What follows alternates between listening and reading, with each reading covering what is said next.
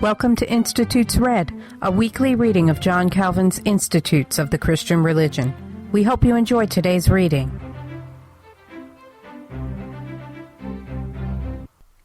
Hello and welcome to Institutes Read.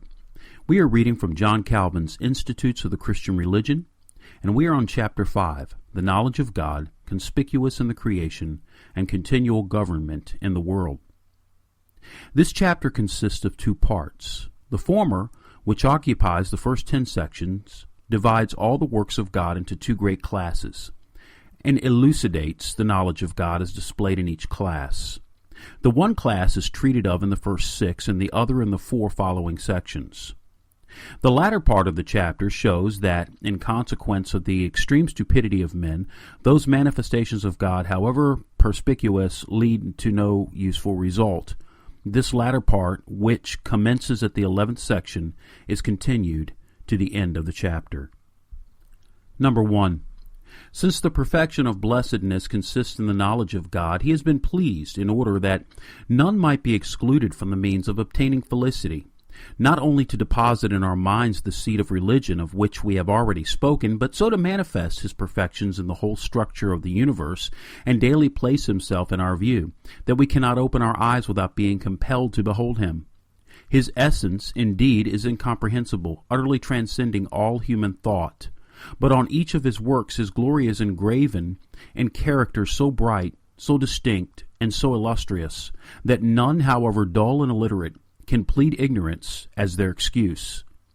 Hence, with perfect truth, the psalmist exclaims, "He covereth himself with light as with a garment," Psalm 104:2, as if he had said that God for the first time was arrayed in visible attire, when in the creation of the world he displayed those glorious banners on which, to whatever side we turn, we behold his perfections visibly portrayed.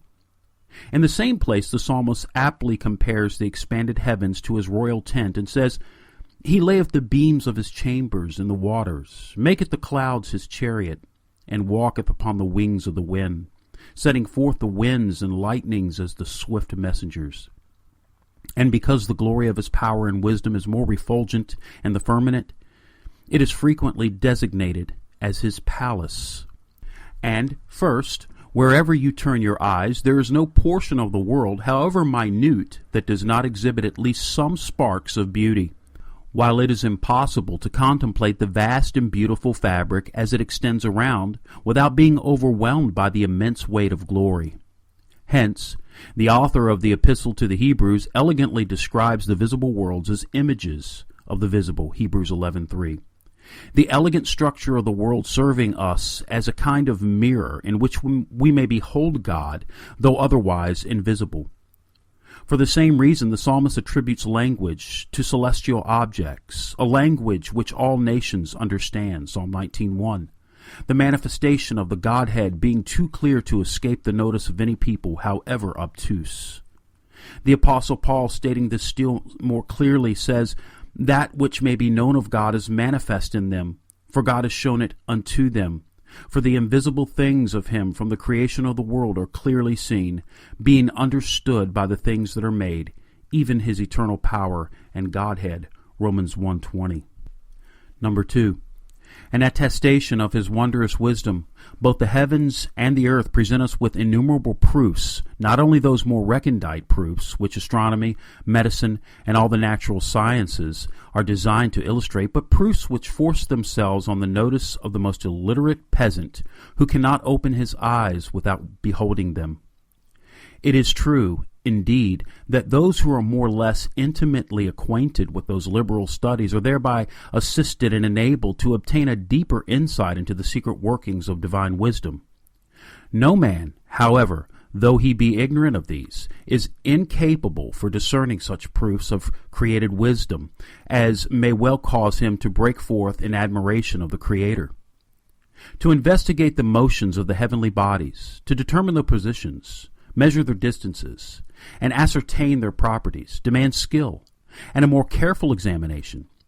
And where these are so employed, as the providence of God is thereby more fully unfolded, so it is reasonable to suppose that the mind takes a loftier flight and obtains brighter views of his glory.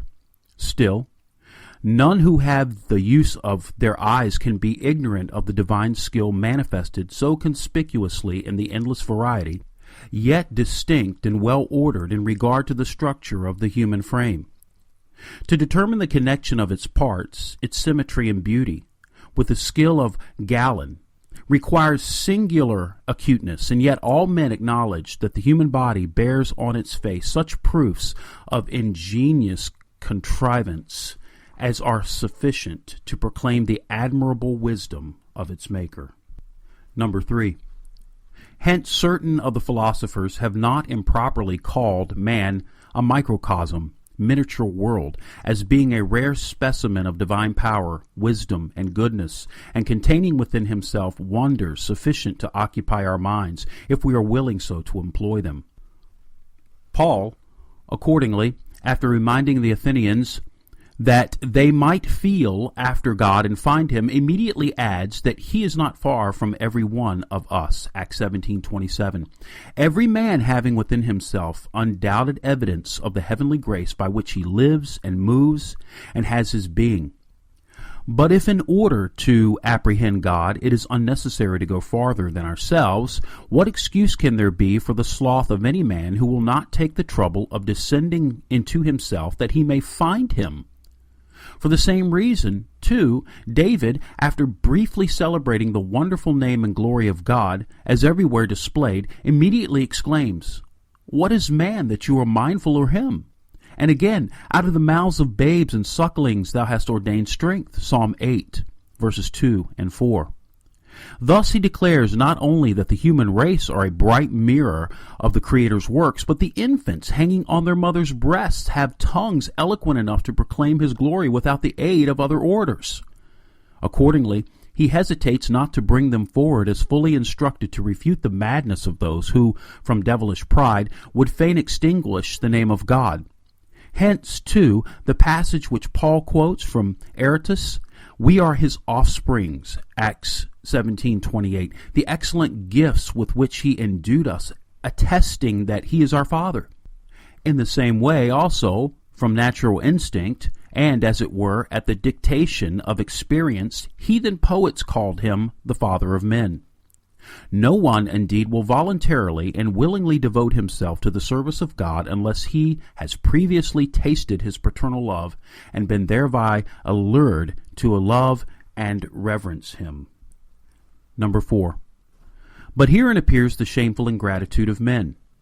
Though they have in their own persons a factory where innumerable operations of God are carried on, and a magazine stored with treasures of inestimable value, instead of bursting forth in his praise as they are bound to do, they are, on the contrary, the more inflated and swelled with pride. They feel how wonderfully God is working in them, and their own experience tells them of the vast variety of gifts which they owe to his liberality. Whether they will or not, they cannot but know that these are proofs of his Godhead, and yet they inwardly suppress them.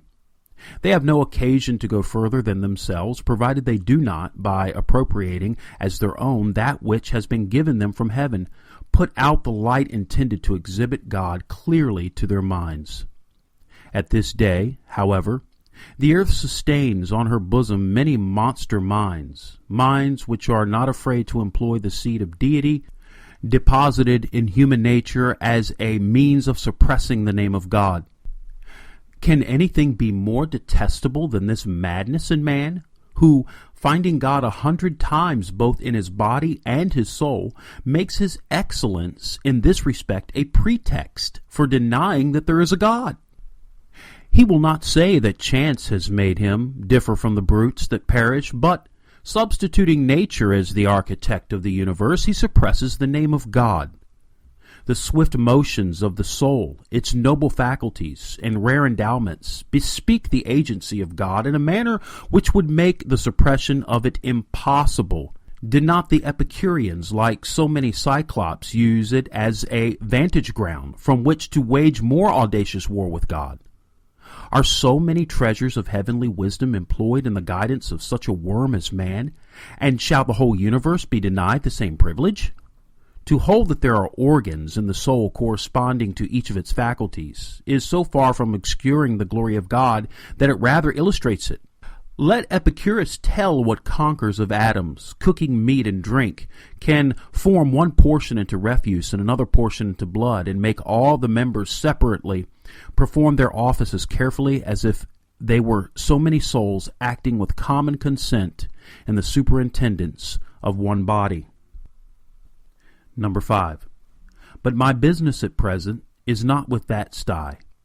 I wish rather to deal with those who, led away by absurd subtleties, are inclined, by giving an indirect turn to the frigid doctrine of Aristotle, to employ it for the purpose of both disproving the immortality of the soul and robbing God of his rights. Under the next pretext that the faculties of the soul are organized, they can chain it to the body as if it were incapable of separate existence, while they endeavor as much as in them lies by pronouncing eulogiums on nature, to suppress the name of God. But there is no ground for maintaining that the powers of the soul are confined to the performance of bodily function. What has the body to do with your measuring the heavens, counting the number of the stars, ascertaining their magnitudes, their relative distances, the rate at which they move, and the orbits which they describe? I deny not that astronomy has its use. All I mean to show is that these lofty investigations are not conducted by organized symmetry, but by the faculties of the soul itself apart altogether from the body. The single example I have given will suggest many others to the reader. The swift and versatile movements of the soul in glancing from heaven to earth, connecting the future with the past, retaining the remembrance of former years, nay, forming creations of its own, its skill, moreover, in making astonishing discoveries and inventing so many wonderful arts, are sure indications of the agency of God in man. What shall we say of its activity when the body is asleep? Its many revolving thoughts, its many useful suggestions, its many solid arguments, nay, its presentment of things yet to come. What shall we say but man bears about a stamp of immortality which can never be effaced? But how is it possible for man to be divine and yet not acknowledge his Creator? Shall we, by means of a power of judging implanted in our breasts, distinguish between justice and injustice, and yet there be no judge in heaven? Shall some remains of intelligence continue with us in sleep, and yet no God keep watch in heaven? Shall we be deemed the inventors of so many arts and useful properties that God may be defrauded of his praise? Though experience tells us plainly enough that whatever we possess is dispensed to us in unequal measure by another hand? The talk of certain persons concerning a secret inspiration quickening the whole world is not only silly, but altogether profane. Such persons are delighted with the following celebrated passage of Virgil.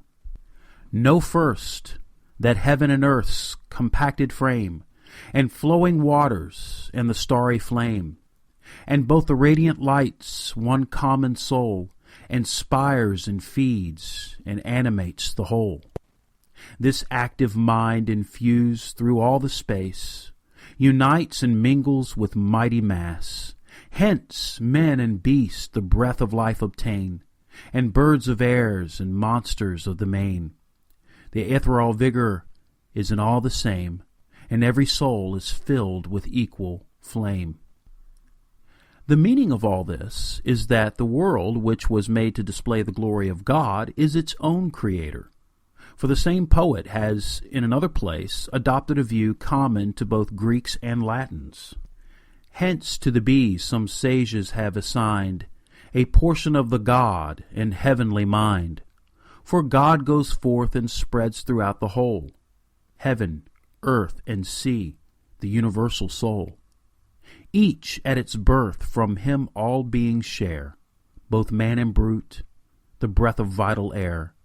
To him returned and loosed from earthly chain, fly whence they sprung, and rest in God again. Spurn at the grave, and, fearless of decay, dwell in high heaven art star the ethereal way.